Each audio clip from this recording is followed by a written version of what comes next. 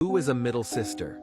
A middle sister is a terrible, constantly annoying creature who always wants something from you. She looks like a silly little dinosaur who, in any situation, runs to mom to complain about you. She always finds a way to ruin your mood, and her squeaky voice sounds like a frightened mouse. The middle sister has a unique ability to appear at the most inconvenient moments, like when you're just lying down or eating something tasty.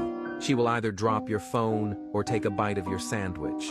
And if you close the door to your room, be sure, a minute later, you'll hear the footsteps of mom, who, in a not-so-good mood, is heading to your room. Scientists still haven't figured out why the middle sister loves to press every button in sight, including your nerves. I wouldn't recommend interacting or somehow get in touch with this creature, and if you have one at home, I feel sorry for you. Subscribe, and send this video to your middle sister. Let her know who he really is.